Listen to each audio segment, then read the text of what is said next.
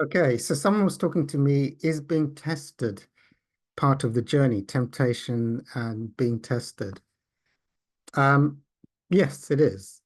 And unfortunately, the thing you don't want to hear is the more committed you are to your spiritual work, the more tested and you'll be.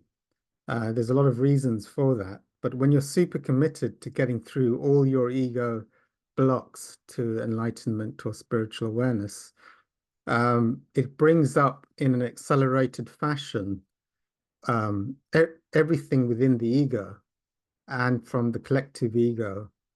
As you try and evolve your consciousness, both your own ego will have a lot of stuff to fight through, and the collective ego, seeing your rapid spiritual evolution in others and other energy fields and attractive fields, will also be also testing and tempting you because the vested collective ego doesn't like it when someone evolves rapidly.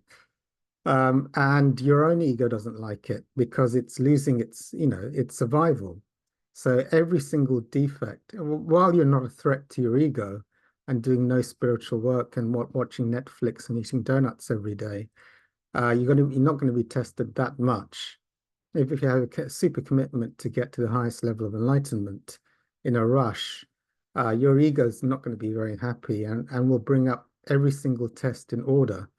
So the lower tests will come first. And if you become very serious and transcend the dualities, the temptations, the traps from your own ego and the collective ego, then the most advanced and most vicious tests your ego has will come at the last point, and from the collective ego as well, to pull down anyone who's that committed and is actually making huge progress. Both your own ego will fight tooth and nail as you get more and more successful in those higher levels, and the collective ego as well won't be happy. So I could go into a lot more depth, but I don't think I can do another video at another time into how and why your own ego gets more puts up blocks. How you tested? You're tested on your weaknesses.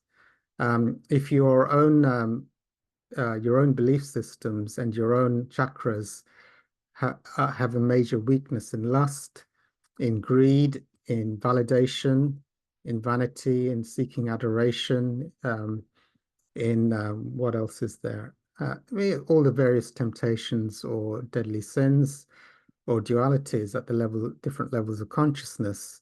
A great book is Transcending the Levels of Consciousness from Hawkins to see the various dualities and tests and traps that come up at each level of consciousness.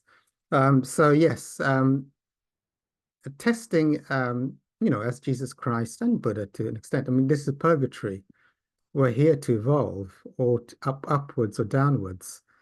And the ego's vested interest is to take us down. It doesn't want enlightenment. It ceases its existence in enlightenment.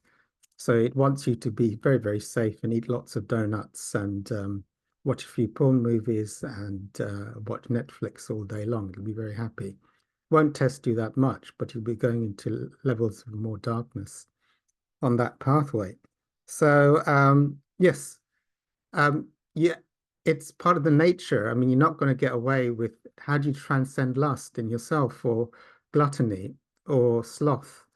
Well, you have to be tested on those and choose again, make the intention to transcend those. And that's why can't it just be easy? Well, some teachers report that they just went into enlightenment in a split second.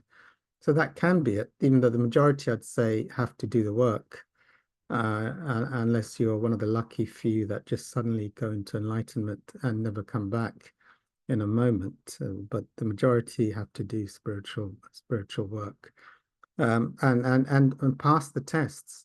So it's good to have a good teachings and a good teacher and good group to help you on that path. But yeah, otherwise you wouldn't need books or teachers or anything. You'd be like, how do I become a black belt? Well, you just automatically wake up and be a black belt.